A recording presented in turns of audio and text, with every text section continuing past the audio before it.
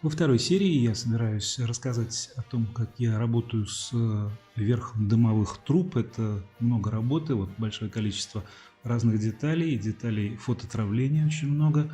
Сейчас я буду заниматься вот этими двумя обручами и устанавливать на них перемычки. Затем я покажу, как я работаю с большим количеством вот этих вот прожекторов. Тут очень интересный момент. Тут написано, что их нужно сделать 9, но тут всего на 2 прожектора запчастей, поэтому, может быть, здесь их нужно сделать 9, но нет. Их получится сделать только 6, тоже по частям. Итак, я собираю внутренности первой дымовой трубы. Вот. Таким образом я использую моментальный клей здесь, потому что это металлические части.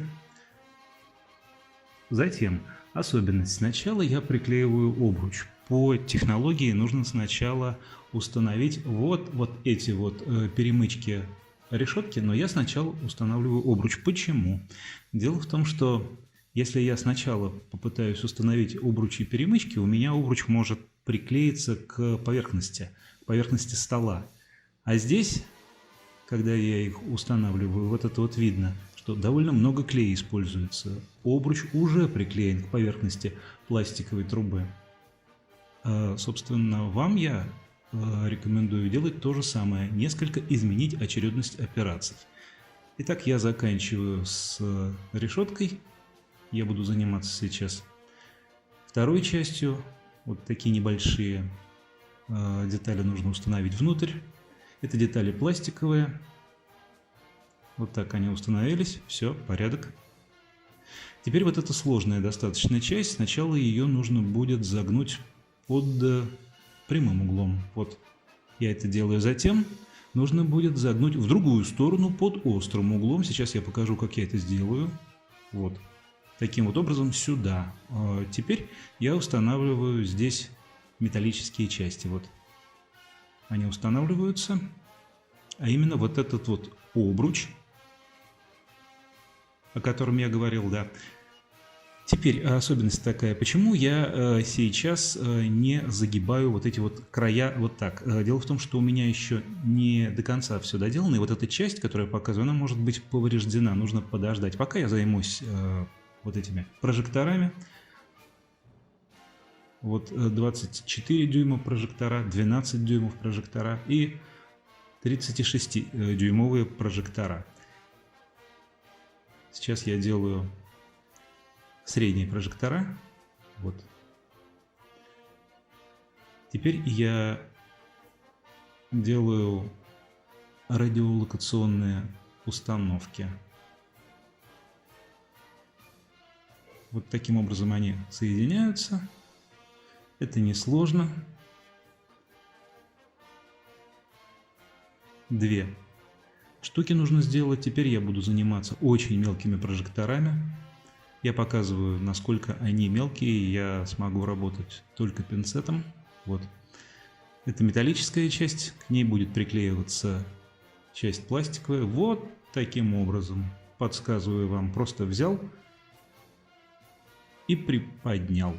Вот этих 4 получилось. А теперь я буду заниматься палубой. Значит, здесь нужно сделать 4 дыры, здесь нужно сделать 8 дыр. Вообще этими дырами, 17 страница, я забегаю немного вперед, нужно заниматься всеми сразу вместе. Поэтому сейчас я с 8 страницы сразу перескочу на 17-ю.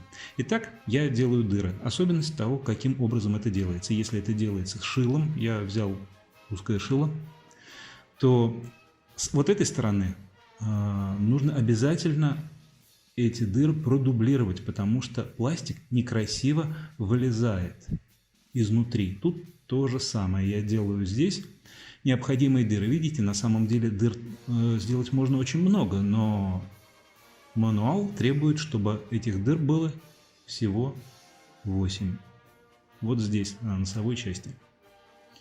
Теперь я делаю дыры на части, которая будет крепиться в середине. Вот здесь вот по бокам.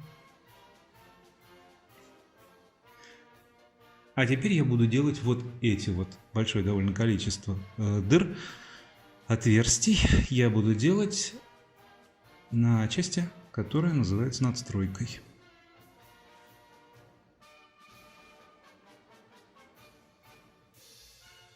Вот теперь можно заняться барбетами башен главного калибра. Сначала нужно установить кольца, внутрь которых будет вставляться эта система. Я их уже показывал. Вот теперь я в кормовой части вставляю такое же кольцо. Переходим к следующей странице. Это страница номер 10. И вот интересная особенность. Мы делать не будем так, как здесь нарисовано. Почему? Объясняю. Покажу следующую и следующую страницу, вплоть до 17 страницы. Нам предлагается устанавливать детали корабля. Вот, 35 страница. И только здесь, на 36 странице, предполагается, что 3 эти палубы будут установлены на корпус корабля. Нет, ни в коем случае, я показываю почему. Вот таким образом сгибается эта часть палубы. Точно так же сгибается и это. При большом количестве разных деталей, которые будут приклеены, это обязательно согнется, потому что таковы особенности материала. И нам придется не прямую, вот как здесь, почти прямая, чуть согнутая часть, вставлять в корпус корабля, а здорово и сильно поврежденную за счет большого количества приклеенных деталей сверху. Вот сейчас я нарушаю очередность технологии и сначала собираюсь установить палубы, а уже вот тут сверху я буду устанавливать остальные детали. И, конечно, надстройку. Вот сейчас я приклею эти детали палубы. Еще раз объясняю, это делается только потому, чтобы детали, все 3 детали палубы встали на свои места очень четко и не было щелей. После работы с этими деталями, если сверху будет наклеены части надстроек, пушки и все остальное, щели обязательно будут. Но самое главное, я не смогу сделать вот так. Это самое главное. Здесь я могу просто прижать это какими-то тяжелыми предметами. И здесь понадобится большое количество деталей установить. А вот по этой детали возникает вопрос. Тут написано, что-то нужно удалить. Вот я просто не понимаю, что нужно удалить. Посмотрел так и так, наверное, и ничего не стоит удалять, поэтому делать этого не стал. Сейчас я освобожу вот эти детали от литников и начну заниматься их установкой. Вот они лежат. Опять же интересный момент. Написано сделать 2 вот таких вот воротка. Ну, фактически их 4. Здесь вообще довольно много ошибок. Итак, вот детали, верхние детали этих малых воротков. Вот они. Сейчас я их аккуратно скальпелем отрежу. Вот. Это одни из самых мелких деталей, которые есть на корабле. Я их показываю, чтобы все видели. Пожалуйста, стоп-кадр. Продолжаю. Много отверстий, которые здесь сделал не я. Они были изначально. И они не подходят под штифты. Они мельче. Поэтому вам придется часто делать то же самое, что я сейчас показал. Вот в эти вот отверстия не всегда вставляются соответствующие детали. Их иногда нужно увеличивать. Вот тут вот я вставляю детали системы якорной цепи, ворота. Вот они. Все это делать приходится довольно долго. Я здесь убыстряю эту съемку как могу. Иногда я показываю, как я приклеиваю. Вот здесь я показываю, что я наношу клей. Иногда я буду это пропускать для того, чтобы убыстрить систему. Это те самые гнезда, где что-то нужно было изменить или удалить. Вот еще одна деталь, которая тоже не очень хорошо вставлялась. Пришлось увеличить отверстие. Здесь будут гнезда для 20-миллиметровых эрликонов. Это пулеметы противовоздушной обороны. Их очень много на корабле. Вот. Поближе покажу. Кто-нибудь объясните мне, что это такое? Я до сих пор не нашел внятного объяснения в технических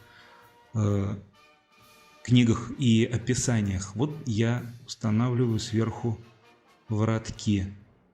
Довольно долго это делаю, потому что это очень мелкая деталь, я всего этого показывать не буду. Могу сказать только в результате у меня все получилось. Здесь я их просто привожу в нормальный вид. Еще несколько деталей, которые нужно будет освободить от литников. Вот они, пожалуйста, где находятся. И разложить их, как я всегда это делаю, на чертеже.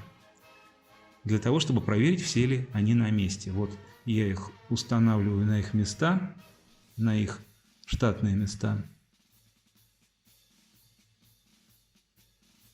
И вот сюда. Большое количество снарядных ящиков, то есть контейнеров, которые будут установлены. Сейчас я покажу, как я это делаю, когда закончу вот с этими цилиндрическими деталями, по всей видимости, относящимися к системе кондиционирования и вентиляции. Вот что здесь, я подозреваю, что это тоже снарядные ящики. И я прошу прощения за расфокусировку изображения. Вот. Вот таких вот контейнеров, ящиков, которые я сейчас начну устанавливать здесь, несколько десятков. Я уже говорил о том, что я очень большое количество деталей устанавливаю на каждую часть палубы. И вот именно это заставляет палубу искривляться, иногда даже винтом. Вот я устанавливаю эти ящики, их будет очень много по всему кораблю.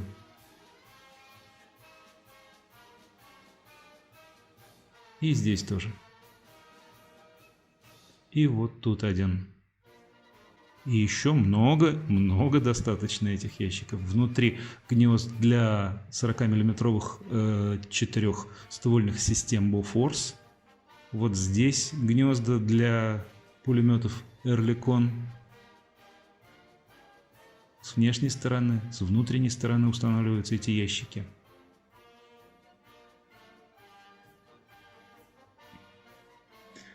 Стараюсь убыстряться для того, чтобы не было скучно на все это смотреть. Ящики, которые устанавливаются на самом носу. Здесь будет тоже 2 Oerlikon установлено. Итак, мы переходим на следующую страницу. Вот эти Oerlikon, которые должны быть установлены тут. А вот Bofors, да, 40 мм.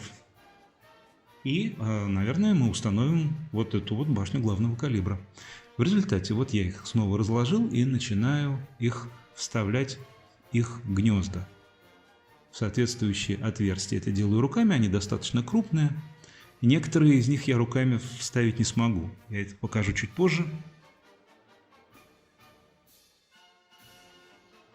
Вот система Bofors. А вот система наведения. По всей видимости, дальномер.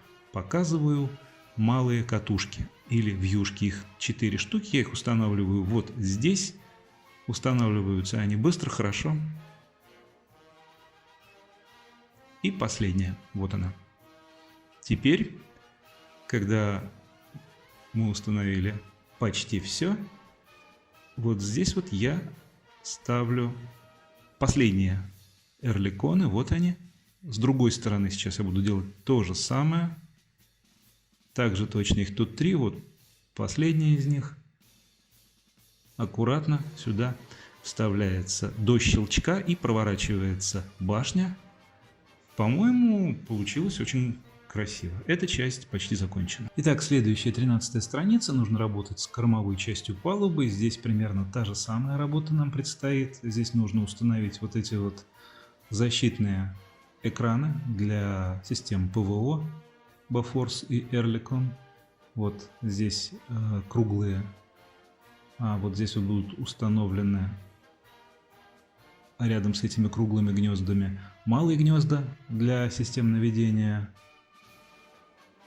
Вот тут вот будут установлены защитные экраны для Эрликон, вот здесь вот для Bofors. В общем, похоже на то, что делалось на носу корабля. Примерно вот так. С этим мы закончили. Следующая, 14 страница. Начинаем устанавливать мелкие детали. Я их сначала, как всегда, выкладываю, а затем проверяю их наличие и количество. Надо сказать, что здесь очень много деталей. Это детализированный корабль. Сейчас я устанавливаю паровые насосы. Вот тут вот малые катушки, вьюшки, а здесь нужно немножечко увеличить отверстия. Как всегда, они не подходят под штифты. Продолжаю устанавливать катушки и вьюшки. И еще раз могу сказать о высокой детализации этого корабля. Мне это очень нравится, но работы, конечно, очень много. Вот эти вот детали, которые я здесь вставляю, их просто сотни. Я сейчас показываю, какое количество их на этой странице. Вот я их разложил. Очень повезло, что здесь нет потерь деталей, но некоторые ошибки в инструкции все-таки присутствуют. Вот я устанавливаю их. На ошибки я уже указывал. А часть деталей просто отсутствует. Нужно сделать большое количество частей для корабля. Оказывается, что их можно сделать меньше, но, что интересно, это большое количество не понадобилось. Вот сейчас я еще одну деталь устанавливаю в гнездо, и вот это очень хорошо устанавливается, замечательно. Можно это делать руками, они довольно крупные. Так, она попыталась отвалиться, эта катушка. Вот, покажу, что получилось на данный момент. И теперь займемся вот этими вот и вот этими вот деталями. То есть вот я их снова разложил, это артиллерия. И вот эти вот цилиндрические детали, как я подозреваю, относящиеся к системе вентиляции, со мной могут поспорить. У нас довольно много специалистов, которые на меня подписались. И я всегда с большим удовольствием читаю все замечания и указания от них, потому что действительно, вот я просто не знаю, что это такое. Я только предполагаю. Вот самая мелкая из этих деталей, она встает плохо, сюда она встает хорошо. Я все еще продолжаю этим заниматься. Надо сказать, что я работал над этим 2 дня. Это здесь я показываю все довольно быстро. Вот. И, конечно, проблема, с которой я сталкиваюсь, я еще раз скажу о ней. Здесь отверстия, которые не соответствуют штифтам. Их почти все отверстия мне пришлось увеличивать. Вот тут вот я установил Bofors. Здесь я делаю то же самое. 4-ствольные 40-мм системы. А вот в эти вот гнезда я устанавливаю системы наведения для них. Вот. Здесь они устанавливаются просто отлично. Раз. И я это сделал. Вот, показываю, что получилось. Здесь будет большая группа эрликонов и, конечно же, ящиков контейнеров к ним. Вот. Как могу, убыстряю показ этой работы. Работа эта длительная, аккуратная, руками не все получается, приходится работать пинцетом. Вот здесь тоже они должны стоять. Вот здесь я их уже установил. По 2 с каждого борта их видно. Идем дальше. Здесь нужно установить башню главного калибра, самолеты, направляющие паровые катапульты. Самолеты нуждаются в том, что на их крылья и фюзеляж приклеить опознавательные знаки. Большое количество спасательных плотов, они все двойные, один на другой установлены. Вот какое большое количество их. Займусь самолетами. Вот я показываю, что мне придется сейчас сделать. Довольно много работы. Самолеты и переводные картинки. А также необходимо покрасить пропеллер. У каждого самолета сейчас я окрашу пропеллер в черный цвет. Иногда я это делаю черным, иногда я это делаю совсем темно-серым, а вот так вот середину этого пропеллера я выкрашиваю в красный, темно-красный цвет. Очень красиво получается самолет. Так, теперь крылья и фюзеляж. Они должны быть с американской звездой. Вот очень мелкая картинка, сейчас я ее нанесу на плоскость крыла. Вот, а теперь нужно ее скорректировать. Ну, то же самое я делаю и со второй плоскостью крыла. Вот эта картинка, звезда, военно-воздушные силы Соединенных Штатов Америки. Теперь фюзеляж. Фюзеляж выгнут, поэтому картинка встает на свое место далеко не сразу, ее нужно долго корректировать. Тем не менее, работа с двух сторон закончена, и самолет ждет своего часа. Сейчас со вторым буду работать. Пока я покажу вот это некрасиво, мне не нравится, это нужно подкрасить. Вот я беру кисточку и докрашиваю. Отлично. Теперь я показываю спасательные средства. Плоты здесь не указаны точки, где они должны быть приклеены, но это не является проблемой. Довольно удобно это делать вот так. Примерно. С этой стороны по 4 двойных плота. Вот. Таким образом я их установил, а теперь получается, что снова нужно увеличивать отверстие. Вы с этим будете сталкиваться часто. Итак, отверстие будет увеличено.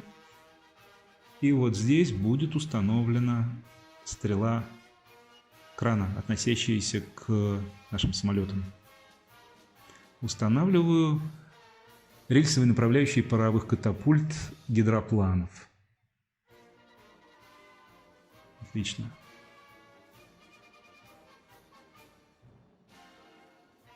А вот теперь я наношу клей с помощью зубочистки. Это моментальный клей, потому что я пластик приклеиваю на металлические части. Вот. По-моему, очень неплохо получается. Красиво, замечательно. Со всех сторон покажу. А здесь будет установлен кран. Вот таким вот образом я специально взял наиболее тяжелый в работе вид клея. Вот, потому что этот кран может оторваться, отломаться. Это неприятно. Так, я снова показываю, как устанавливаю снарядные ящики для пулеметов противовоздушной обороны. По 3 с каждой стороны. Вот. Их нужно аккуратно скорректировать, чтобы они стояли прямо. Здесь, как я говорил, тоже большое количество этих деталей. Вообще самое большое количество именно этих одинаковых деталей было у меня здесь. Вот. Еще 3. И еще 3 вот здесь. Много получается. Отлично. Так, с этим мы закончили. Я показываю, что у нас получилось на палубе, и вставляю башню главного калибра. Точно так же до щелчка. Тут не получилось. Еще раз нужно вдавить щелчок, и вот она остановлена. Все в полном порядке. Отлично. 17-я страница. Работаем с серединой корабля. Вот я показываю, что на данный момент получилось. Да, в общем, половина работы уже сделана. Сначала я установлю здесь вот эти вот панели, они серого цвета. Получается довольно красиво. Я сейчас их освобождаю от литников. Вот. Аккуратно. И устанавливаю по бортам. Вот так. И вот здесь я показываю, на самом деле я со всеми так поступал. Я везде убирал эти заусенцы. Как только я их примерил, и они все подошли, я начинаю их приклеивать. Заусенцы были убраны, соответствующие точки были вручную подкрашены. Этого я показывать уже не стал, потому что много времени уходит на эту деятельность. Так, вот с обеих сторон. Все, с этим мы закончили. Вот тут все сделано. Вот что я показываю сейчас. Я показываю, что когда я красил сверху темно-синим, Часть краски, как я и говорил в прошлой серии, попадает на борта надстройки, и их приходится подкрашивать вручную, вот таким вот образом. Просто краской, вот так и вот так. Подкрашивать приходится практически все. Это самая крупная надстройка из тех, которые нужно докрасить. Теперь я показываю, что и мелкие гнезда ПВО нужно обязательно подкрасить. Здесь я уже это сделал. Также я это сделал вот тут. И вот здесь я показываю, что я закончил. Все, здесь в порядке. Так, далее. Теперь мне нужно эти гнезда установить на надстройку.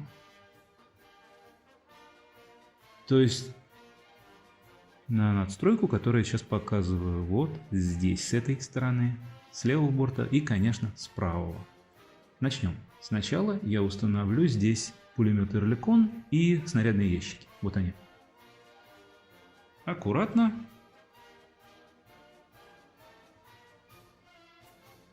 И вот третий. Они должны стоять прямо. Теперь зенитные пулеметы. Отлично. Здесь точно так же работаем вот с этим длинным гнездом для Оерликонов. Вот установлены пулеметы. Вот сейчас будут установлены снарядные ящики. Вот они справа лежат. Таким вот образом. Следующий. Вот они все на месте. Далее. Это с одного борта будет. Теперь нужно сделать то, что будет с другого борта. Здесь гнездо для системы наведения. Здесь сама четырехствольная противовоздушная система Bofors. Аккуратно внутрь. Отверстие соответствует. И вот он, дальномер. Отлично. Встал, аккуратно встал. Нет, все-таки аккуратно встал. Вот так. Теперь хорошо. Вот они все сделаны на оба борта корабля. Вот. Сейчас я их буду приклеивать здесь. Вот. Аккуратно.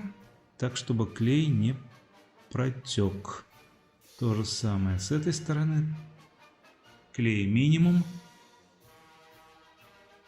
Теперь правый борт. Закончили. А теперь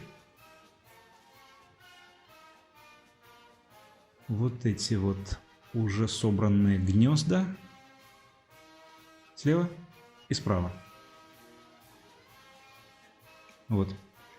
Показываю, что здесь есть еще несколько деталей, которые нам необходимо установить. Здесь всего несколько деталей, не как на носу и на корме.